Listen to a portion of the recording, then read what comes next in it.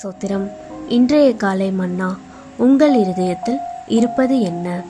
தேவனுக்கு ஏற்கும் பலிகள் நொறுங்குண்ட ஆவிதான்.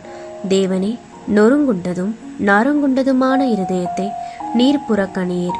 சங்கீதம் 51:17. நாம் நொறுங்குண்ட இருதயமுள்ளவர்களாய் இருக்க வேண்டும் என தேவன் ஏன் விரும்புகிறார்? ஒருவன் தன் இருதயத்தில் இருப்பது யாது என்பதை அறியாதவனாய் இருக்க சாத்தியமுண்டு. எடுத்துக்காட்டாக, ஒரு ஆப்பிள் பழமானது பளபளப்பாகவும் பொன்னிறமாகவும் கண்களுக்கு மிகவும் கவர்ச்சியானதாகவும் இருக்கக்கூடும்.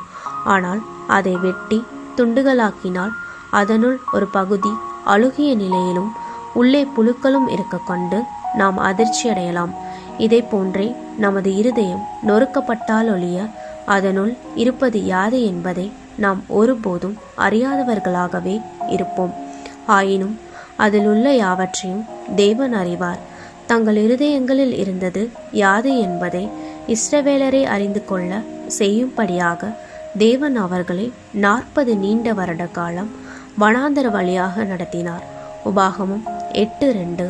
ஆனால் துக்ககரமான காரியம் யாதெனில், தங்கள் இருதயத்தில் இருந்தது யாது என்பதை அறிந்து கொள்ள தவறி அவர்கள் சோதனைகளில் விழுந்து போனார்கள். எனவே அவர்களில் அநேகர் வனாந்தரத்தில் அழிந்து போனார்கள்.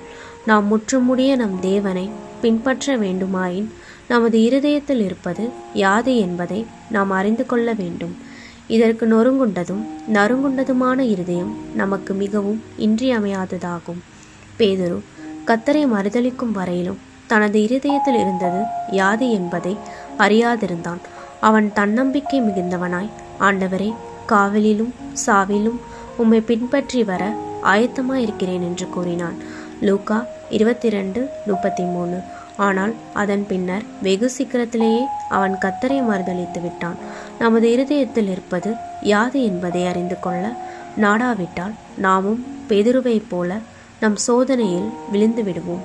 கர்த்தர் உயரமும் உன்னதமுமான சிங்காசனத்தில் வீற்றிருப்பதை ஏசாயா பார்த்தபோது, ஐயோ, அதமானேன், நான் அசுத்த உதடுகளுள்ள மனுஷன். ஏசாயா 6:1-5 என்று கூறினான். உயர்த்தப்பட்டிருக்கும் உன்னதமான தேவனை நாம் பார்க்கும்போது தேவ சமூகத்தில் நாம் எவ்வளவு தாழ்வானவர்கள் அல்லது சிறியவர்கள் என்பதை உணர்ந்து கொள்ளுவோம். யோபு நிச்சயமாகவே ஒரு தேவ மனிதனாயிருந்தான்.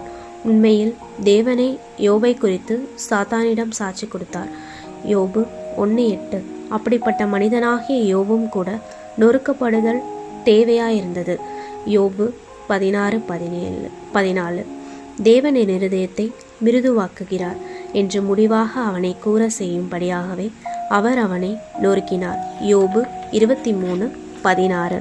நமது இருதயத்தில் இருப்பது யாது என்பதை நாம் அறிந்து கொள்ளும்படி ஒரு நொறுங்குண்டதும் நறுங்குண்டதுமான இருதயத்தை நாம் உடையவர்களாய் இருக்க கர்த்தர் தாமே நமக்கு உதவி செய்வாராக.